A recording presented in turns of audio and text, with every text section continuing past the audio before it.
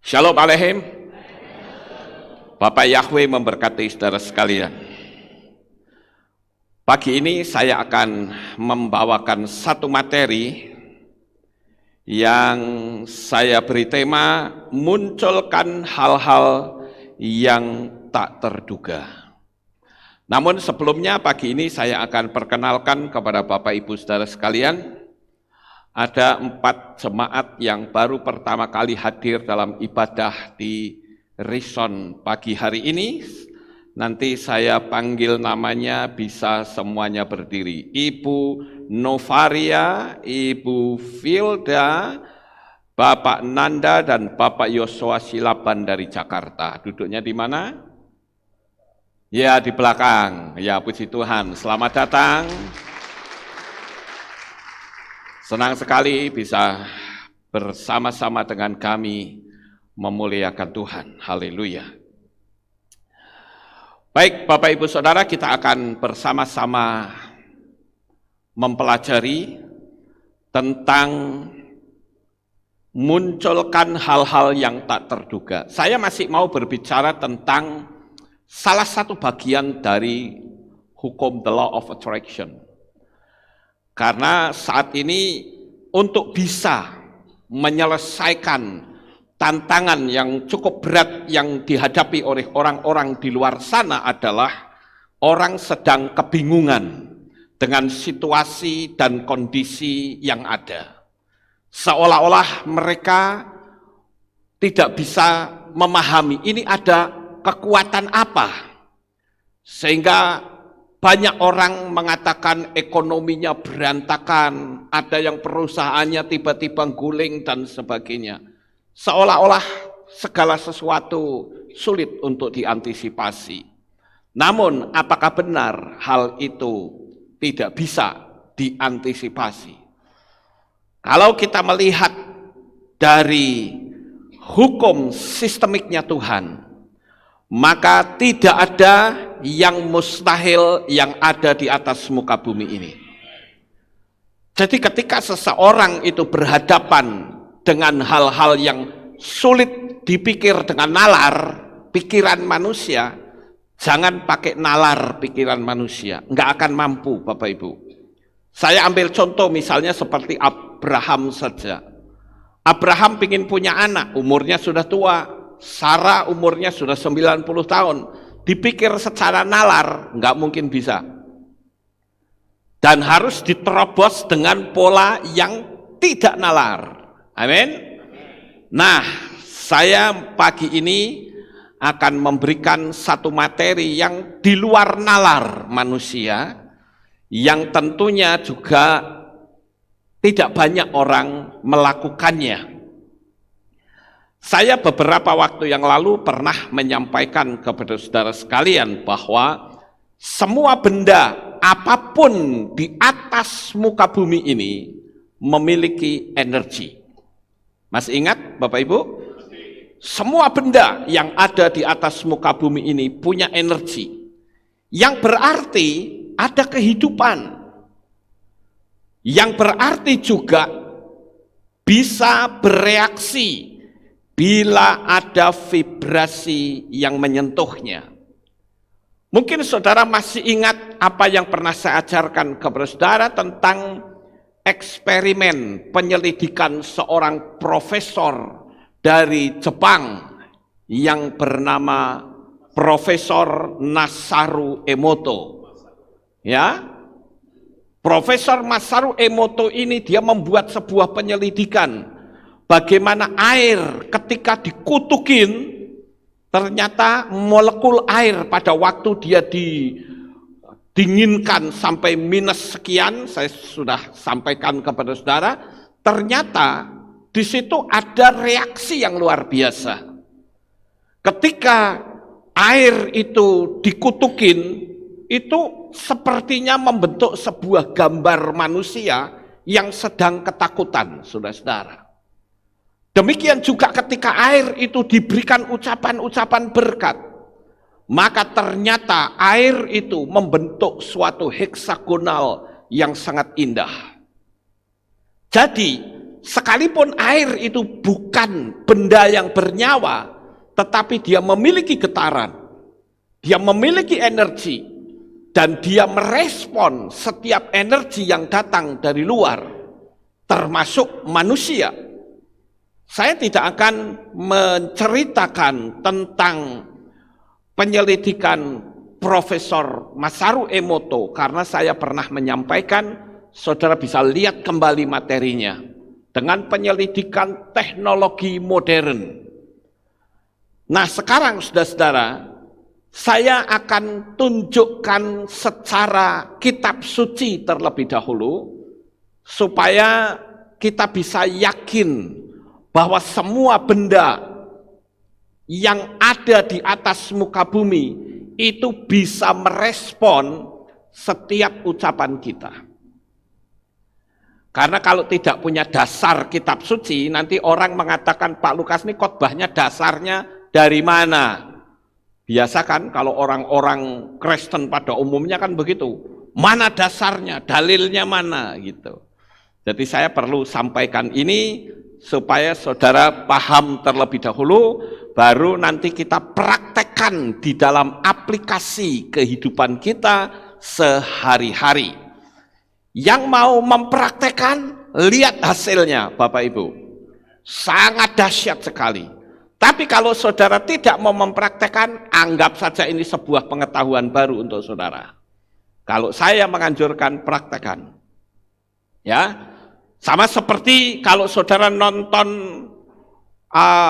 film anak-anak, film Power Ranger misalnya. Kalau musuhnya itu raksasa, bisa nggak dilawan sama manusia biasa? Nggak bisa, ya, mesti kalah, saudara. Itu jagoan-jagoannya kalau masih pakai pakaian biasa, nggak mungkin bisa menang. Musuhnya tinggi besar. Dia harus mengubah diri secara tidak wajar. Berubah, baru bisa ngelawan. Nah kalau kita nggak mau berubah, segini saja, ya nikmati sajalah. Ya, oke, sekarang saya akan beritahu kepada saudara terlebih dahulu bahwa apapun benda yang ada di atas muka bumi ini bisa bereaksi terhadap ucapan manusia. Yang pertama, ini secara kitab suci dulu ya. Saudara masih ingat bagaimana Yesua pernah mengutuk pohon ara? Ingat ya, puji Tuhan. Jadi ketika Yesua sedang berjalan, dia lapar, dia lihat pohon ara kok cuman daun melulu. Wah ini bagaimana ini, pohon ara kok daun melulu. Padahal yang namanya pohon ara itu selalu berbuah. Sehingga Yesua mengutuk pohon ara itu. Dan ternyata pohon ara besoknya mati, saudara, kering. Ada respon yang luar biasa. Karena ucapan dari seseorang itu mengandung kekuatan yang luar biasa.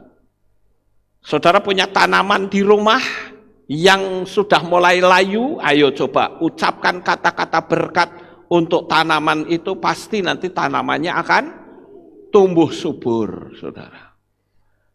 Saya pernah melihat satu video bagaimana orang-orang di Pulau Solomon, kalau dia mau menebang pohon, dia tidak menggunakan kampak, tidak menggunakan pisau.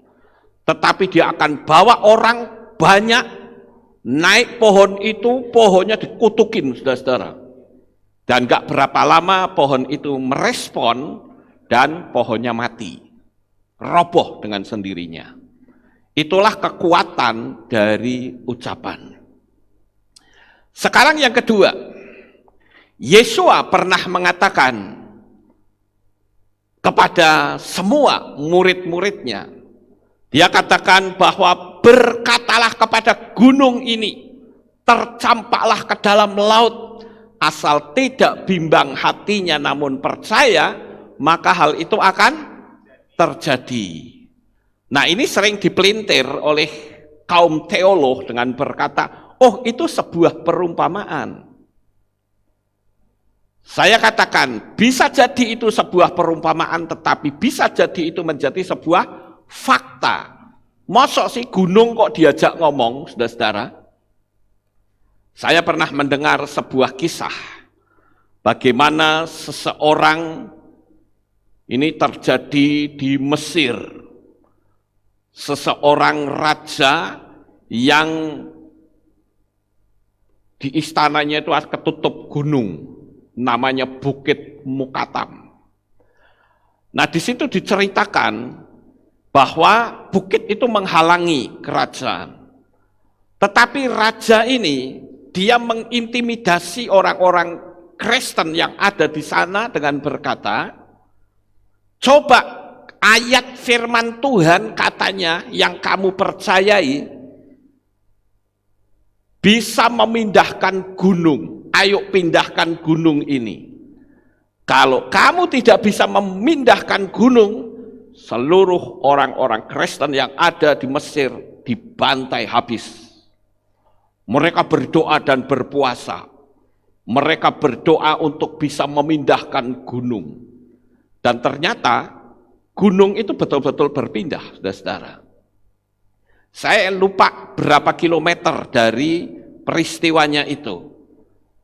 Nah, itu yang dikenal dengan Bukit Mukatam, yang sekarang dipakai sebagai gereja, yang dikenal dengan gereja sampah, ya, di Bukit Mukatam di Mesir. Saya pernah ke sana 2 kali, ya, dan saya lihat bagaimana megahnya. Sekarang jemaat itu sudah puluhan ribu, begitu banyak. Saudara bisa lihat di YouTube. Artinya apa? Ucapan Yesua untuk berkatalah kepada gunung, itu kan nggak masuk logika. Betul nggak Bapak Ibu? Mosok gunung kok diajak ngomong? Nah, gunung ini juga bisa ditafsirkan masalah atau beban. Bisa nggak kita ngomong sama beban kita? Bisa. Nah, ini hal yang kedua. Sekarang yang ketiga, jadi saya perlu kasih tahu secara hukum kitab sucinya dulu, supaya saudara tidak menganggap ini pengajaran aneh. Pada waktu itu Bapak Yahweh berkata kepada Mose, ya, ketika mereka kekurangan air, Bapak Yahweh berkata kepada Mose, dia katakan begini, Mose, kamu bicara kepada gunung batu ini supaya keluar airnya. Aneh bukan? Gunung batu kok diajak ngomong, saudara-saudara. Tetapi itulah fakta yang membuktikan bahwa semua benda di atas muka bumi ini memiliki energi. Memiliki energi berarti juga memiliki sesuatu yang bisa merespon dari apa yang kita ucapkan. Sehingga pada waktu itu Mose bukan berbicara tetapi memukul gunung batu itu. Dan airnya memang betul-betul keluar. Tapi sejak peristiwa itu jadi Mose malah tidak bisa masuk ke Kanaan. Karena nyuruhnya kan bicara tetapi dipukul. Nah, ini yang ketiga, saudara-saudara. Kemudian yang keempat, Yesua itu pernah naik perahu bersama dengan murid-muridnya, dan waktu itu Yesua tertidur di buritan sebuah tilam. Dan ketika Yesua tertidur, ternyata perahu itu diombang-ambingkan angin sakal. Pertanyaannya, angin badai itu punya nyawa enggak sih? Ya, secara fisik seperti kita, mungkin orang akan bertanya, enggak, dia bukan makhluk hidup. Tetapi sekali lagi saya katakan, semua benda yang ada di atas muka bumi ini, termasuk angin, itu juga punya energi, punya kekuatan. Karena punya kekuatan, dia bisa dipergunakan untuk apa saja. Senapan angin itu bisa untuk membunuh, saudara-saudara. Saya dulu punya senapan angin, ya, sekarang juga masih punya, tetapi itu pelurunya tajam seperti paku. Ya, itu kalau buat nembak kepala pasti bolong, saudara-saudara. Orang pasti mati. Dan Yesua pada waktu itu menghardik angin badai. Diam, tenanglah. Anginnya diam apa tidak? Diam. Dia merespon, saudara-saudara. Nah, ini pola-pola yang saya perlu kasih tahu kepada saudara sekalian. Nah, sekarang yang menjadi pertanyaan begini, saudara-saudara. Kertas itu bisa nggak mengubah hati seseorang? Kertas loh. Bisa mengubah? Bisa. Coba sekarang ada kertas kosong, kemudian saya tulis sebuah ancaman dan saya serahkan kepada saudara. Hati saudara jadi berubah nggak? Jadi berubah.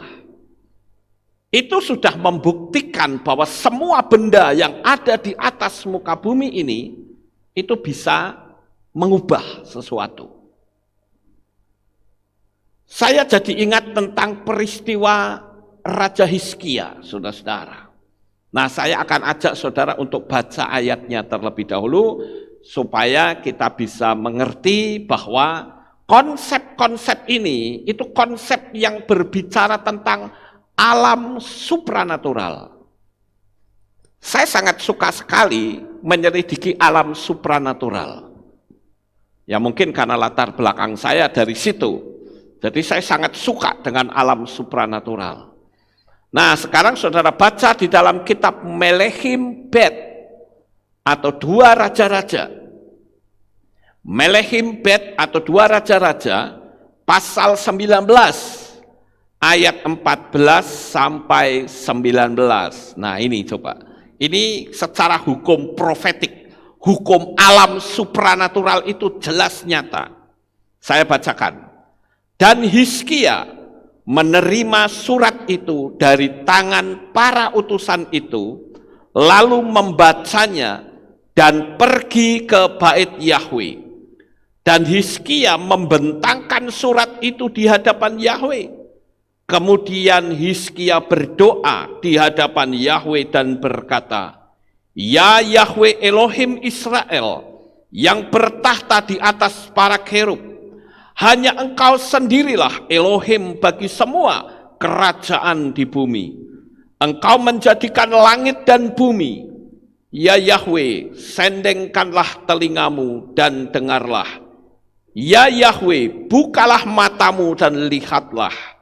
Dengarlah perkataan Sanherib yang telah Dia kirimkan untuk mencela Elohim yang hidup. Sungguh, ya Yahwe, raja-raja Asyur telah memusnahkan bangsa-bangsa dan negeri mereka, dan menaruh para ilah mereka ke dalam api, karena mereka bukanlah Elohim, hanya buatan tangan manusia, kayu dan batu, dan telah membinasakannya. Maka sekarang ya Yahwe, Elohim kami berdoa kepadamu, selamatkanlah, dan semua kerajaan di bumi mengetahui bahwa Engkau sendirilah Yahwe Elohim. Nah, ini ceritanya Bapak Ibu. Hizkia ini diancam oleh raja apa ini tadi? Diancam oleh raja Asyur. Kemudian juga kita melihat bagaimana Hizkia ini sedang mengalami ketakutan atas perkataan Sanherib. Makanya tadi saya kan bilang, bisa nggak kertas mengubah hati seseorang? Bisa. Ketika kertas itu diberi tulisan ancaman, kasihin orang, hati seseorang bisa berubah. Itu membuktikan bahwa benda mati itu juga bukan benda mati, maksudnya bukan manusia ya. Benda-benda yang bukan manusia itu bisa memiliki energi, Bapak Ibu.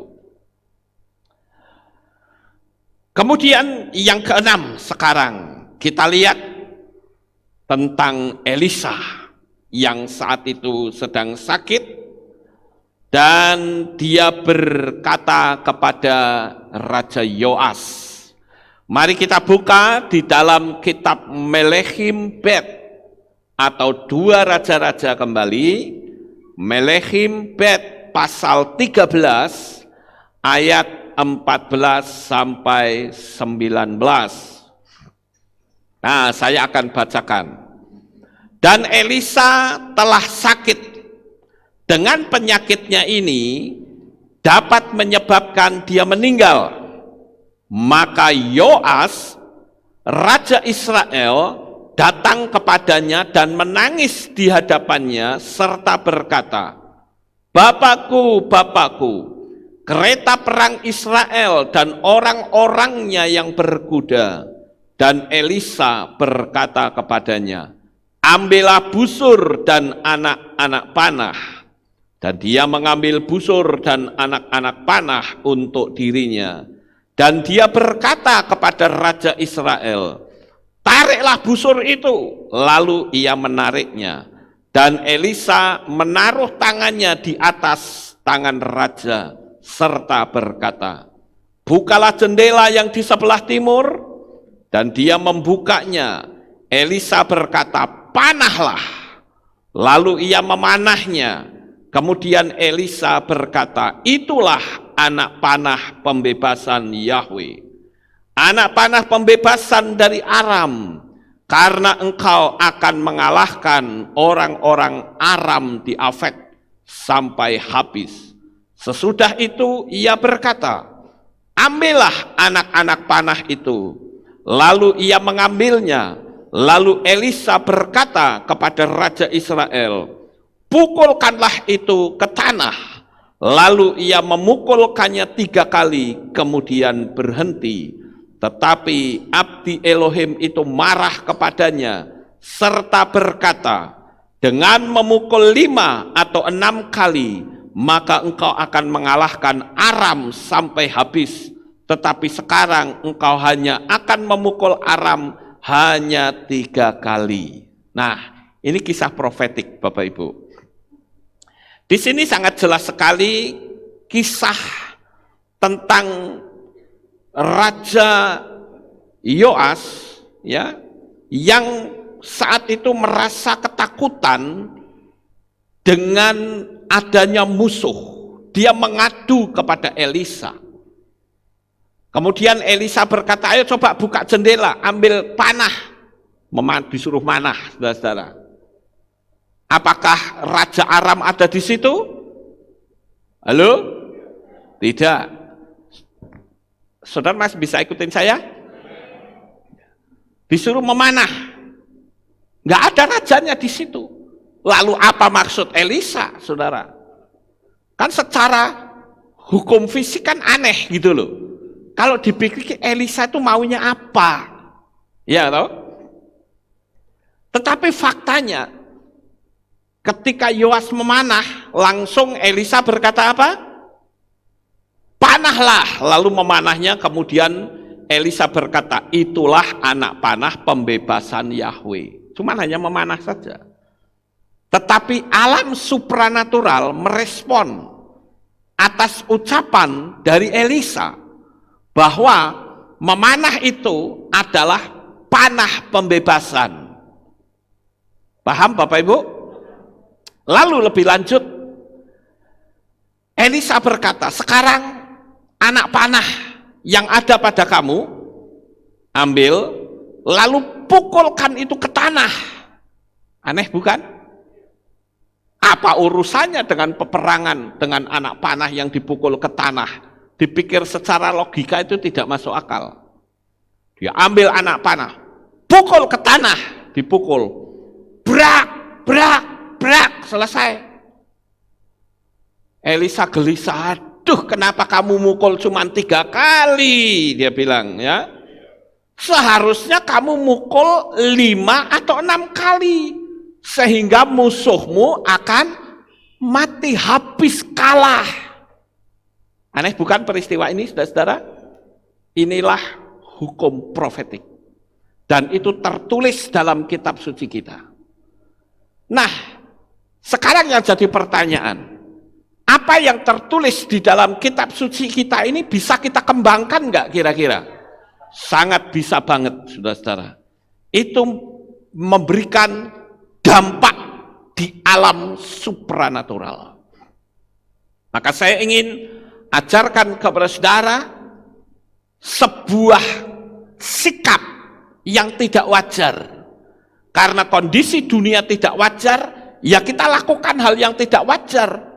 Tetapi dengan pola yang sama seperti kitab suci tulis. Tadi saya katakan ya di bagian depan bahwa kertas itu bisa bikin orang senang. Sekarang kalau saya sodori saudara sertifikat tanah, saudara senang atau tidak? Senang loncat-loncat bahkan saudara-saudara. Lah itu kan kertas. Kenapa sih kok saudara senang atas kertas yang berwarna hijau itu? Ayo. Kenapa? Karena kertas itu adalah sebuah kepemilikan. Bahwa Anda punya tanah. Paham, saudara-saudara? Sama seperti ketika saya ngurus tanah belakang ini. Untuk kehilat kita nanti.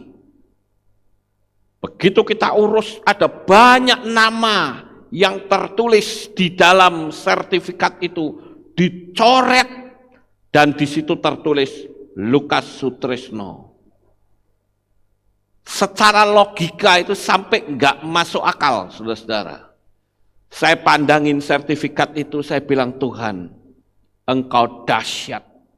Untuk mencoret sekian banyak nama, itu tidak semudah orang membalik telapak tangan. Tetapi dengan hukum profetik, tidak ada perkara yang mustahil. Jadi pagi ini, ayo siapa yang berhadapan dengan pola yang mustahil, hadapi dengan hal yang tidak wajar. Ya. Saya misalnya orang sedang sedih ya, kontraknya habis, belum ada uang, ya kan? Untuk belanja besok juga nggak tahu. Tiba-tiba ada seseorang yang nyodori cek dan di situ tertulis 1 miliar rupiah. Kira-kira hatinya berubah atau tidak? Berubah. Padahal kan itu kertas, saudara. Kertas pun bisa mengubah hati orang. Betul ya? Nah, itu dia. Sekarang sesuatu yang agak kurang nyaman. Saudara mencintai seseorang. Tiba-tiba orang itu nyodori surat undangan perkawinan orang yang dicintai oleh saudara. Nyaman nggak kira-kira? Tidak, kertas loh saudara. Jadi saya katakan bahwa segala sesuatu yang ada di atas muka bumi ini, itu adalah energi. Speaker ini ada energinya nggak? Ada. Kamera ada energinya? Ada. Gunung-gunung ada energinya? Ada. Batu ada energinya? Ada. Makanya ada kepercayaan animisme, dinamisme, menyembahnya batu, gunung, pohon, kemudian apa? Matahari, bulan, karena dia tahu bahwa semua benda di atas muka bumi ini memiliki energi. Dan saya katakan energi yang terbesar di atas muka bumi ini adalah Bapak Yahweh Sebaot. Haleluya. Nah itu yang layak kita sembah. Nah, saudara-saudara, sekarang saya akan masuk lebih dalam. Siapa di sini yang membutuhkan uang? Angkat tangan. Yang nggak angkat tangan, butuh uang apa tidak? Oh, semua angkat tangan, puji Tuhan. Berarti saudara memang butuh uang, ya. Butuhnya uang banyak atau sedikit? Banyak. Nanti saudara makmur. Makmur itu katanya teologia menyesatkan. Ya, kemarin saudara, saya kedatangan dua orang. Dua orang ini saya baptis pembaharuan, kemudian saya ajak untuk lihat tanah kita di belakang. Saya naik ke atas, ayo tak tunjukin, ini hukum law of attraction, 55 kali 5. Saya ajak naik ke atas. Begitu naik ke atas, coba lihat tanahnya, kecil atau besar? Besar sekali, dia bilang. Terus saya tanya, kamu sudah praktek hukum 55 kali 5 belum? Apa ya Pak Lukas? Ya ampun saudara, ini zaman teknologi, zaman teknologi kok nggak ngerti? Ya, kita perlu belajar gitu loh. Lah saya saja masih terus belajar teknologi, betul nggak? Saudara lihat video saya yang kemarin, saya memotong air, ya. Nanti saya akan keluarkan video lagi, saya bisa menghilang. Nah, lihat aja. Gitu. Pokoknya bikin yang tidak wajar gitu. Ya.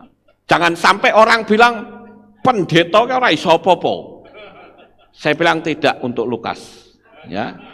Saya harus bisa kalahkan teknologi. Ya. Nah, oleh karena itu, saudara-saudara, pada waktu saya ajak lihat ke belakang, dia bilang begini, Pak,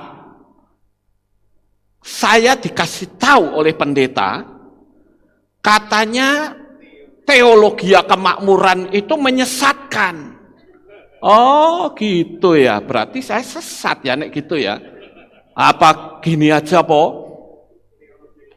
Ini pendetanya suruh ketemu saya pengen belajar teologi kemiskinan. Saya mau tanya sama kamu, saya bilang begitu. Kamu pingin makmur atau pingin miskin?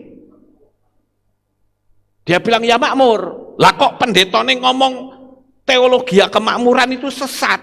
Lah sekarang kalau saya dapat tanah belakang yang gede kayak gitu, saya dapat pastori, kemudian rumah bahagia, ini sudah hampir selesai pembangunannya, saudara-saudara. Apakah salah kalau begitu?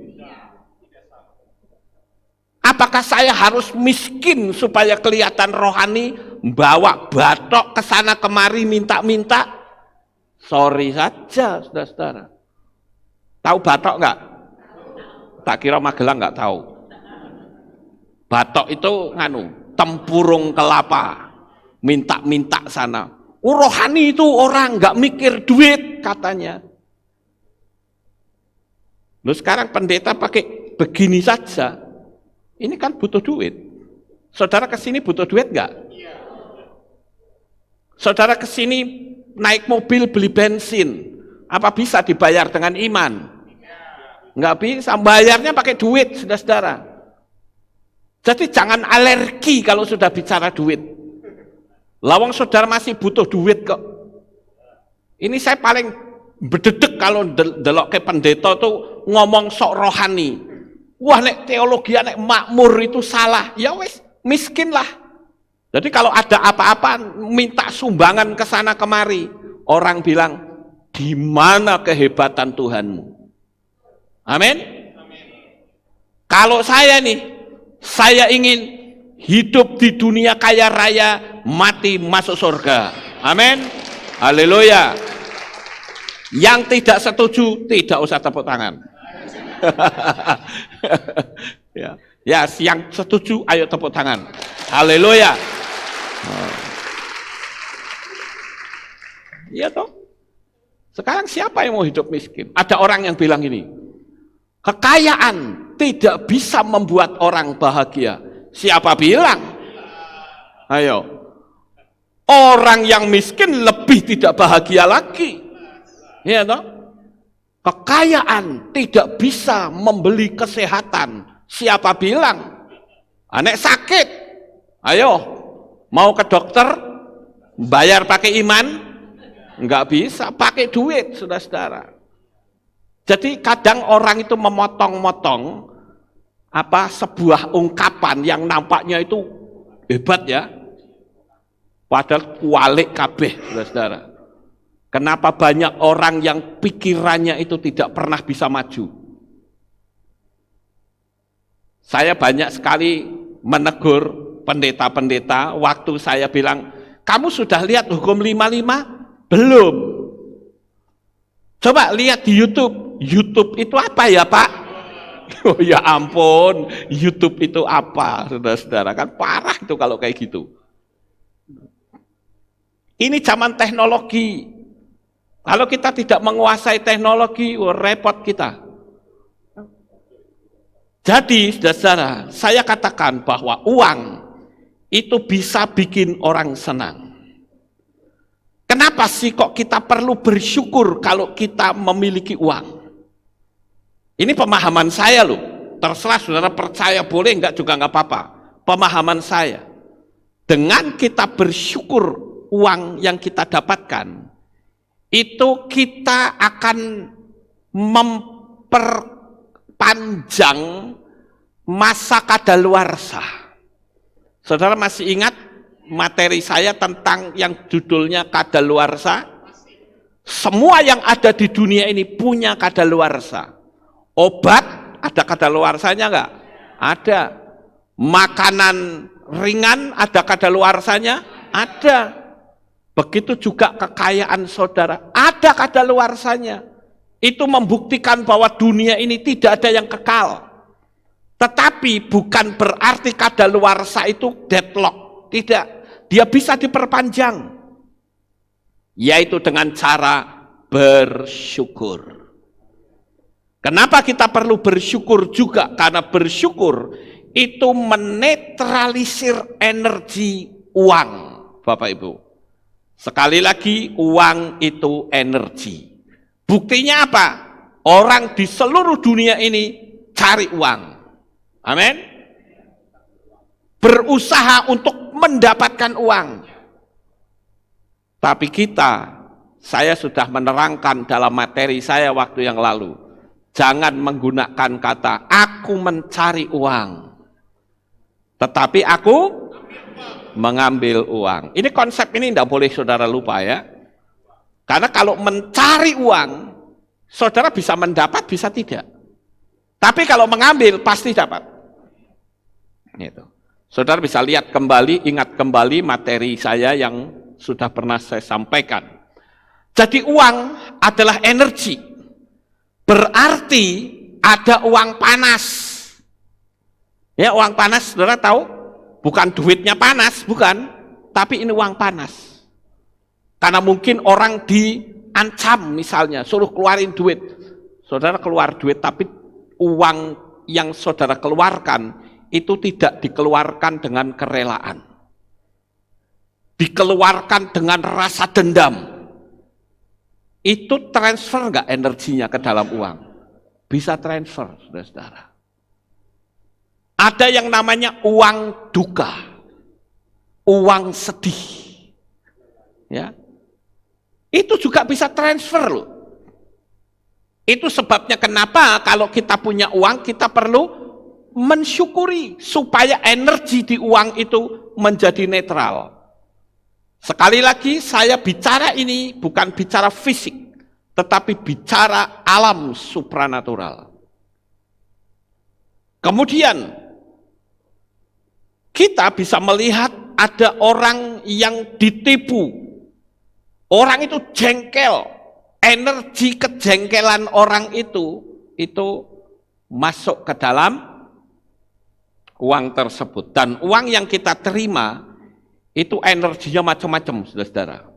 Ada energi kesedihan, energi kemarahan, energi dendam, ada energi yang sukacita. Maka ketika kita mendapatkan uang, kita perlu bersyukur. Energi itu akan netral.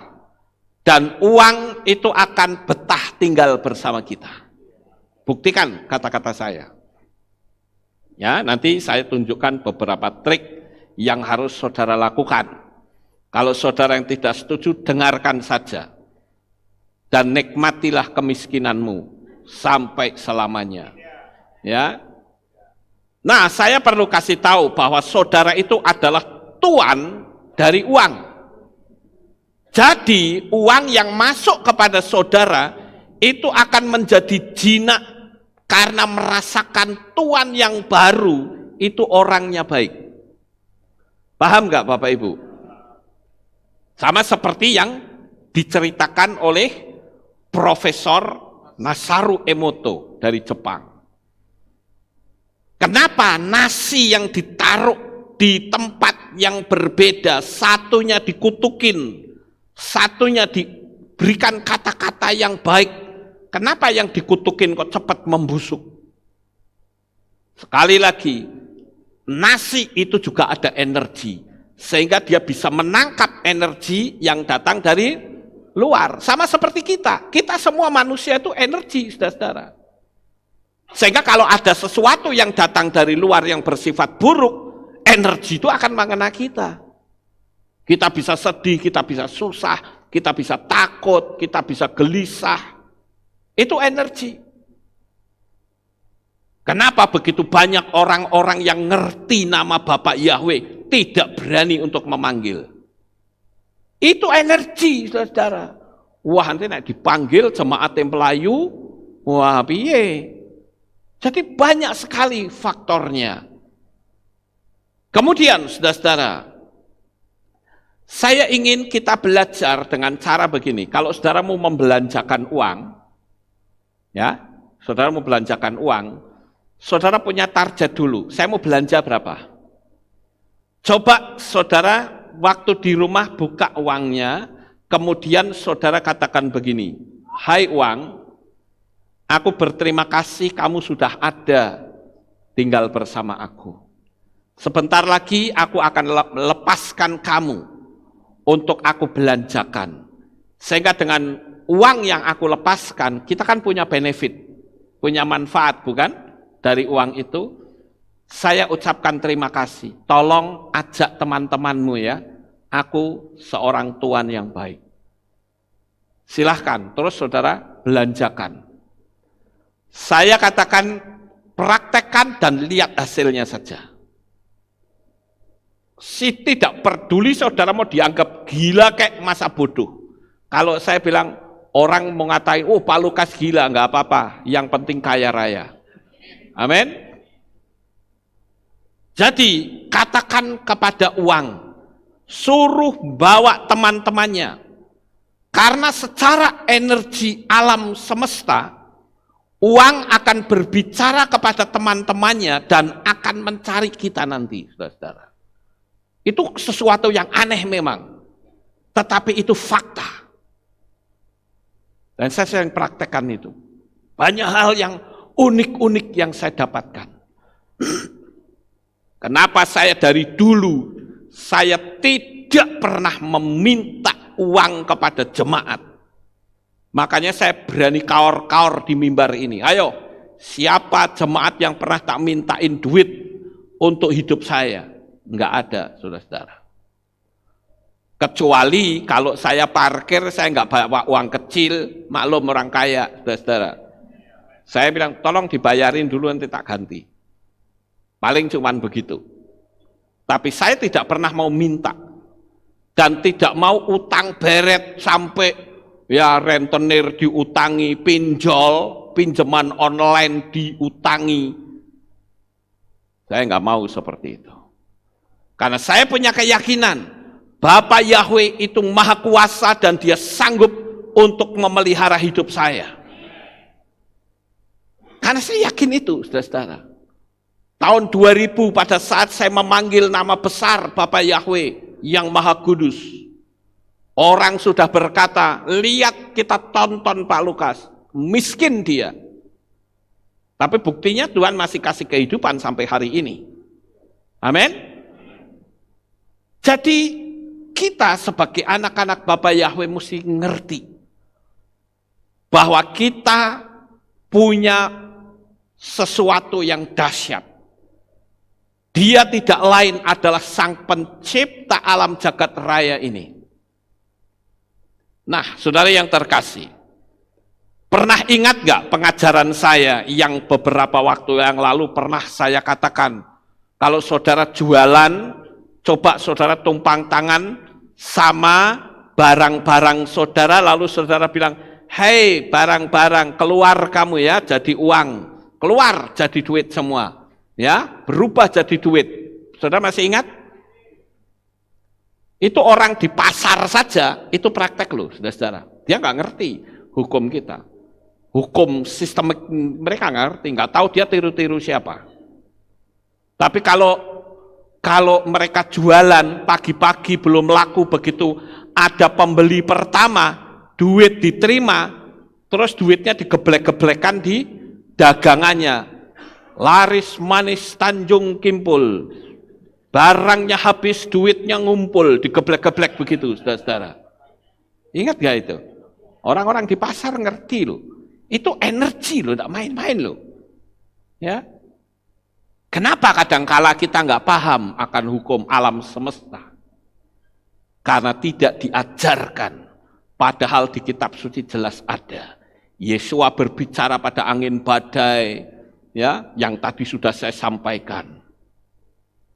Sekarang mungkin ada yang bertanya, kapan hal ini bisa bekerja?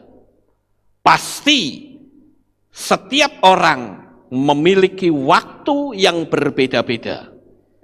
Ada yang 1 minggu, ada yang besok, ada yang 3 bulan, itu berbeda-beda.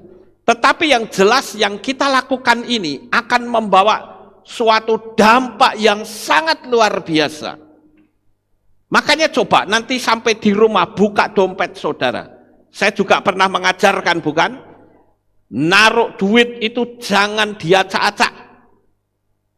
Kalau duit saya semua rapi, ratusan ribu di sebelah sini, di depannya 50.000, selesai.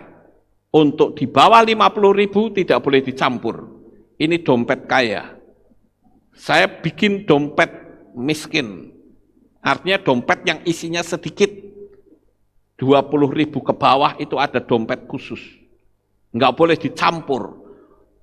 50 dan 100 jadi satu. Tapi kalau yang 50 ke bawah jangan dicampur sama 100.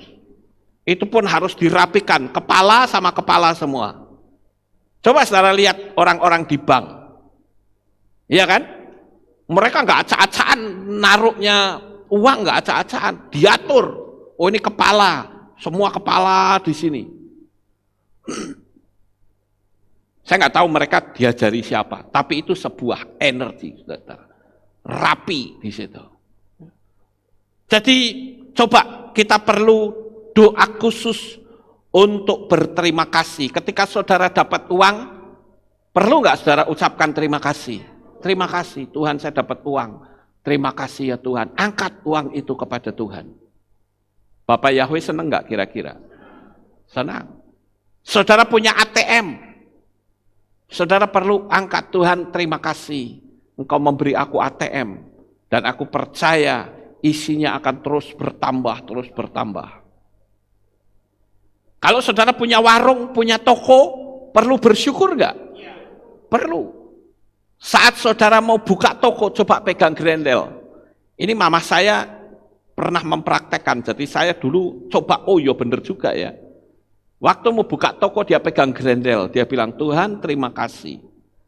Hari ini Engkau memberi kesehatan kepadaku. Toko ini akan saya buka. Dalam nama Yesua, amin. Jeglek buka. Ini luar biasa sekali, saudara-saudara. Saudara punya rumah, saudara bisa tumpang tangan temboknya. Supaya apa? Benda-benda yang ada di sekitar kita, itu menjadi familiar dengan diri kita. Dia menjadi betah bersama kita. Tapi kalau kita isinya marah-marah, ya ada apa-apa sedikit ngamuk, piring dibantingi, sandal bisa jadi sandal terbang. Barang-barang di rumah kita itu nggak betah, saudara. Dia pengennya keluar. Karena aura di rumah kita itu rusak berat. Energi alam supranatural itu terkoyak-koyak. Dan itu mendatangkan bencana. Ayo di sini siapa yang masih kalau marah tukang ngamuk-ngamuk, balang ke kursi, balang ke piring, balang ke sandal, panci. Ayo masih ada nggak di sini yang seperti itu? Ngaku, saudara-saudara. Nanti tak doain supaya kita berubah. Kalau rumah tangga saudara nyaman, itu semua benda-benda, barang-barang juga betah tinggal dalam rumah saudara. Ini pengajaran ini mungkin saudara nggak dapat di luar sana. Karena ini menyangkut dunia alam roh, alam yang tidak nampak oleh mata. Tetapi hasilnya itu sangat luar biasa. Jadi praktekkan dan alami peluang-peluang besar yang akan terjadi secara unik. Pertanyaannya, kenapa hal ini bisa terjadi mujizat? Karena sikap saudara itu ditangkap oleh alam semesta sebagai orang yang ramah. Dan benda-benda, barang-barang yang dimiliki akan nyaman, saudara. Tapi kalau kita gerasak-gerusuk, nyetir saja pecicilan misalnya, yang terjadi mesti kecelakaan. Dan kita lihat munculnya kejutan-kejutan yang datang. Walaupun itu mungkin kejutannya bukan berupa uang, tetapi semua akan mengarah ke sana. Misalnya, tiba-tiba orang mengajak bisnis saudara, itu arahnya ke uang enggak? Ke uang, saudara. Dan banyak cara-cara yang lain, dan saudara bisa terus kembangkan. Saudara masih ingat pengajaran saya tentang money magnet? Saya suruh lihat foto bahagia. Nanti saudara pulang rumah cari foto bahagia saudara. Kemudian saudara lihat dan syukuri. Tuhan, saya berterima kasih dan bersyukur. Aku bahagia, aku bisa jalan-jalan seperti ini. Itu menarik loh saudara. Secara alam supranatural itu menarik mujizat yang kedua. Kenapa begitu banyak orang mendapatkan sesuatu, foto aja kemana-mana, tapi sayang foto-foto itu tidak disyukuri, cuman hanya untuk dipamerkan saja. Saya kalau di pastori, saya duduk sendiri, saya pandangi banyak foto-foto. Ketika saya ada di Paris, saya pandangi, Tuhan terima kasih. Engkau izinkan Lukas ini menginjakkan kaki di Menara Eiffel. Saya pergi ke Belanda, saya lihat foto saya di situ. Saya berterima kasih dan bersyukur. Adakah foto-foto di rumah saudara yang dipajang, dipandangi dan disyukuri satu-satu? Ayo coba, lah mesti enggak, betul enggak? Tapi sekarang tak kasih tahu ini. Dan saudara lihat buktinya nanti akan ada banyak hal-hal aneh yang bakal terjadi dalam hidup saudara. Percaya aja. Ada banyak kejutan-kejutan yang akan didatangkan oleh alam semesta secara aneh. Makanya di pastor itu banyak foto. Saya kadang kalau malam keluar saya pandangin satu-satu. Tuhan terima kasih Engkau memberi cucu saya sehat. Engkau memberi anak-anak saya sehat semua. Saya bersyukur. Anak-anak saya, anak-anak yang baik, tidak tersangkut narkoba dan semua. Kita syukuri. Saya ajarkan ini karena apa? Saya yakin banyak di antara saudara pasang foto hanya untuk dipamerkan, tapi bukan untuk disyukuri. Betul gak ayo? Ya jujur, pasti betul saudara. Karena saudara nggak pernah mempraktekkan seperti itu, tapi pagi ini tak ajari. Ayo praktekkan. Saudara pegang HP, saudara bisa rasakan nggak HP ini? Tuhan, saya bersyukur aku memiliki HP yang sangat canggih. Berapa banyak orang yang sampai sekarang HP-nya HP jadul, saudara-saudara. Tapi kita diberi HP Android canggih, kita bisa jamah HP itu dan kita syukuri. Sehingga kalau kita mensyukuri, maka semua benda-benda itu akan senang dengan kita. Ya, jadi itu yang harus kita lakukan. Kemudian kalau saudara melihat kendaraan, perlu nggak kita syukuri? Perlu. Saudara melihat nota atau kwitansi, perlu disyukuri? Perlu, karena itu benefit untuk saudara. Itu sudah bermanfaat untuk saudara. Saudara punya sertifikat tanah, punya ijazah. Ayo, saya mau tanya, saudara ini yang punya titel itu kan punya ijazah toh? Ya? Punya ijazah kan? Saya tanya, jawab dengan jujur. Pernah nggak ijazah saudara dipandangi lama, kemudian berkata, Tuhan terima kasih, aku mendapatkan ijazah seperti ini. Pernah? Tidak. Makanya tetap ajari seperti ini, supaya saudara nanti praktek di rumah. Lihat hasilnya, saudara-saudara. Ini praktek gila tapi hasilnya luar biasa. Karena nggak pernah dilakukan orang. Faktanya saya tanya, saudara nggak ada yang jawab, oh saya pernah. Nggak ada. Saudara pasang foto di rumah pating terempel, tidak pernah saudara syukuri. Saudara jamah foto itu satu-satu. Ayo. Ini yang penting, saudara-saudara. Saudara punya kalung, pakai kalung, pegang kalungnya. Tuhan terima kasih, Engkau memberi aku kalung yang indah. Banyak orang yang tidak punya kalung. Harus disyukuri, punya jam juga disyukuri. Sekarang bagaimana kalau saudara sebagai seorang pejabat? Pejabat kan biasanya punya seragam, bukan? Apakah itu polisi, apakah itu tentara, apakah itu pegawai negeri? Cobalah ketika baju saudara, seragam saudara sedang digantung di lemari, didatangi, coba dijamah dan katakan, terima kasih, Engkau menemani aku terus, dan aku percaya pangkatku akan semakin tinggi, semakin tinggi. Terima kasih Tuhan.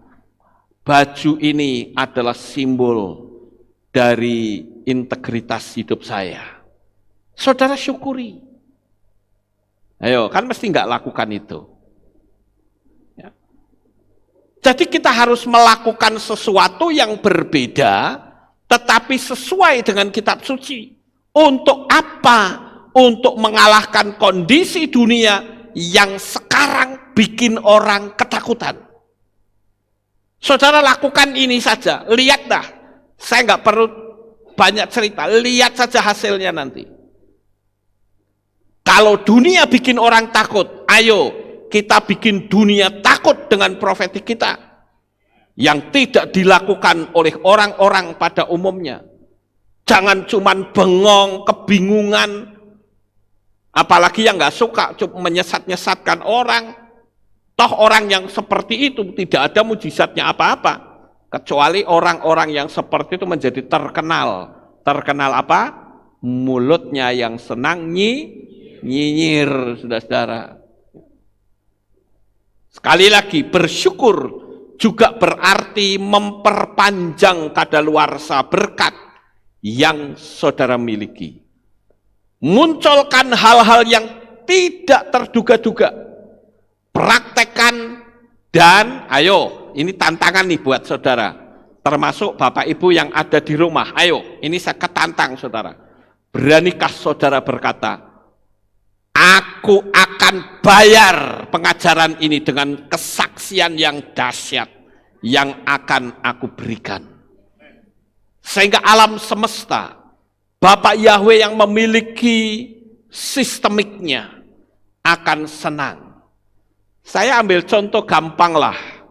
Kalau saudara mendapatkan mujizat, anak saudara mendapatkan sesuatu dari saudara, lalu anak saudara datang berkata, Mami, terima kasih ya Mami, aku sangat senang sekali.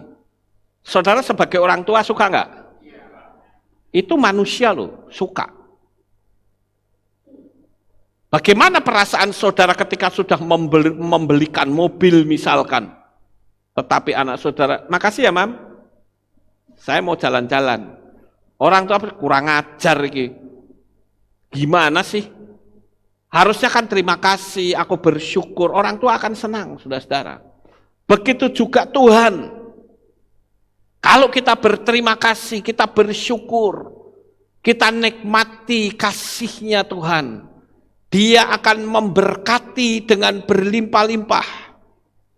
Ayo saya tantang saudara semua, dan saudara yang ada di rumah di berbagai negara dan di berbagai tempat, yang saat ini sedang mengikuti streaming saya, ayo, berani nggak saudara berkata, kalau nanti aku selesai ini, saya pasti akan memberikan kesaksian. Ayo, kasih kesaksian. Hari ini saya katakan, saudara pasti mendapatkan mujizat-mujizat besar di menjelang akhir tahun ini. Nanti di acara tutup tahun kita akan bikin kesaksian, ruang kesaksian. Saudara berikan kesaksian yang dahsyat dari apa yang saudara sudah dapatkan melalui hukum sistemiknya Bapak Yahweh. Jadi dengan kita mau bersaksi, saudara-saudara, maka saudara akan bertambah-tambah lagi mujizat, dan benda-benda yang saudara miliki akan betah tinggal bersama saudara. Dan saya selalu berdoa, baik untuk jemaat Kehilat Aleph Tau maupun untuk saudara-saudara sekalian yang mengikuti streaming ini, sekalipun mungkin banyak di antara saudara yang bukan berasal dari kepercayaan yang saya ikuti, tetapi dengan mengikuti pola yang sama, saudara akan mendapatkan banyak mujizat. Saya banyak di WA orang bersaksi, tetapi saya tidak bisa tayangkan karena ya mereka bukan satu iman, nggak enak nanti saudara-saudara. Yang ikuti itu banyak loh, ada dari agama Shinto, ada dari Islam, ada dari Buddha, Hindu, mereka ikutin. Dan mereka alami banyak sekali mujizat, Bapak Ibu. Tapi saya yakin, kalau mereka diberkati, kita juga pasti diberkati. Kenapa? Karena kita mengikuti hukum sistemiknya Bapak Yahweh. Dan hari ini, saya hanya memberikan sebagai kata penutup, persiapkan hati saudara untuk mendapatkan kejutan-kejutan dari alam semesta yang tidak pernah saudara duga sebelumnya, dan itu pasti terjadi dalam hidup saudara sampai selama-lamanya. Sukses besar untuk saudara. Bapak Yahweh memberkati. Haleluya. Kita tunduk kepala dan kita akan berdoa. Terima kasih ya Bapak Yahweh, pada pagi ini kami bersama-sama telah mendengarkan renungan firman-Mu.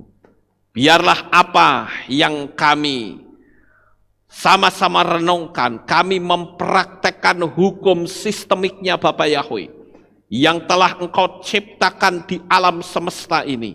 Kami harus mengikuti rule, aturan yang Tuhan berikan.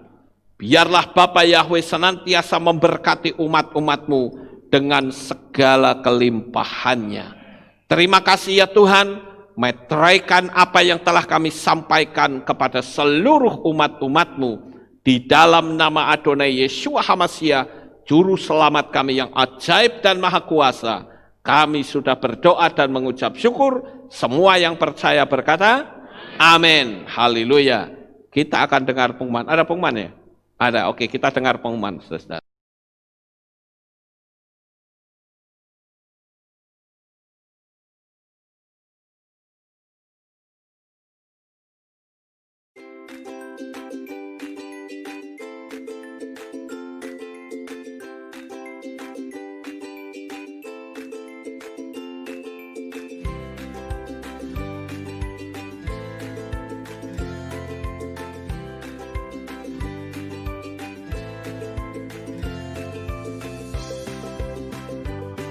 Dari Divisi Anak menghimbau untuk Bapak Ibu yang memiliki putra-putri usia balita hingga remaja untuk mengajak anak-anak mengikuti ibadah anak live streaming di channel YouTube Aleph Talk Kids Channel setiap hari Minggu pukul 9 pagi.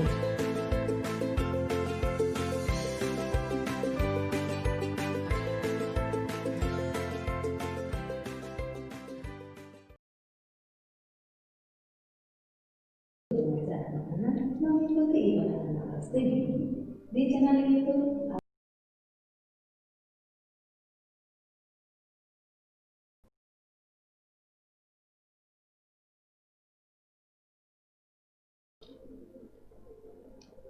Demikian pengumuman minggu ini. Sukses untuk saudara, Bapak Yahweh memberkati. Ya, itulah pengumumannya dan kita akan akhiri ibadah kita pada pagi ini. Saya mengundang jemaat Tuhan kita bangkit berdiri dan kita tutup dalam doa. Terima kasih ya Bapak Yahweh, selesai sudah ibadah kami dari awal, pertengahan sampai pada akhirnya. Sebentar lagi anak-anak-Mu akan kembali pulang ke rumah mereka masing-masing. Kami mohon perlindungan dan tuntunan Tuhan, sehingga mereka sampai di rumah dengan selamat. Pertemukan kembali pada jam-jam ibadah mendatang di dalam ikatan tali kasih-Mu. Terima kasih ya Bapak Yahweh, buatlah seluruh umat-umat-Mu, baik yang ada di kota Magelang ini, maupun para subscriber yang mengikuti streaming ini, dibuat Engkau sehat semuanya, damai, sejahtera, dan kelimpahan. Terima kasih ya Bapa, Engkau selalu melindungi umat-umat-Mu dari segala yang jahat. Di dalam nama Adonai Yeshua HaMashiach, Juru Selamat kami yang ajaib, kami sudah berdoa dan mengucap syukur. Mari kita angkat tangan kita, dan kita akan menerima berkat Kohanim. Haleluya. Yevarechecha Yahweh wa yismereka.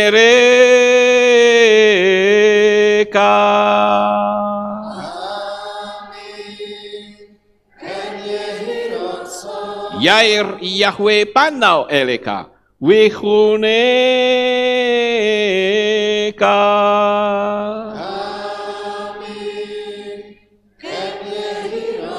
Isa Yahweh panau eleka wa yashem lecha shalom.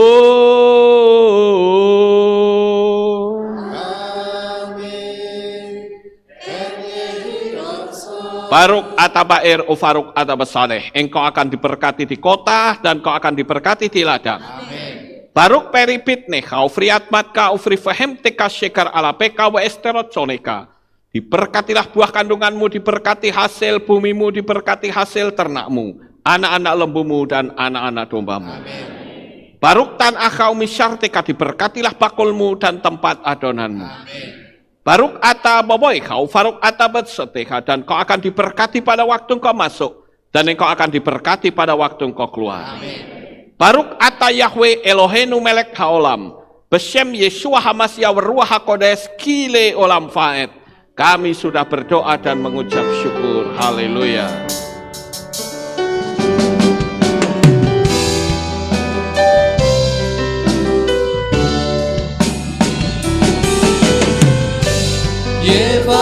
Yevarechecha ve'yismerecha, Yevarechecha.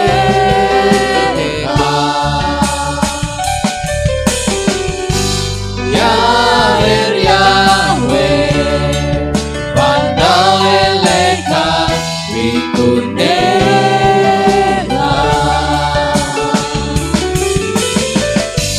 Yevarechecha ve'yismerecha, Yevarechecha.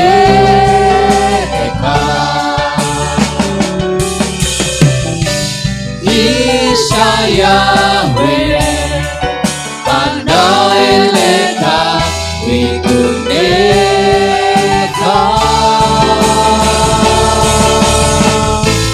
Ve'yasem lecha shalom, shalom. Ve'yasem lecha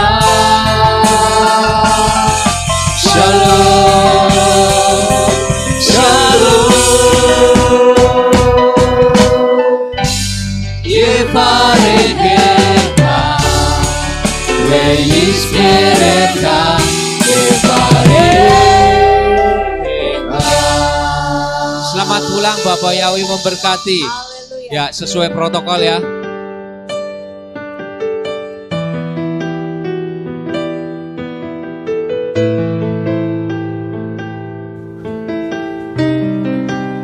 Segala pujian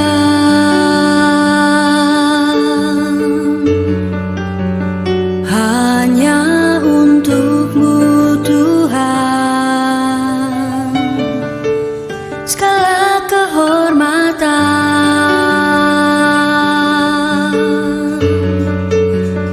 juga punya-Mu Tuhan. Dari puncak tertinggi sampai lembah terlandai, semua karya kasih cinta-Mu, sujud menyembah Sang Maha Pencipta.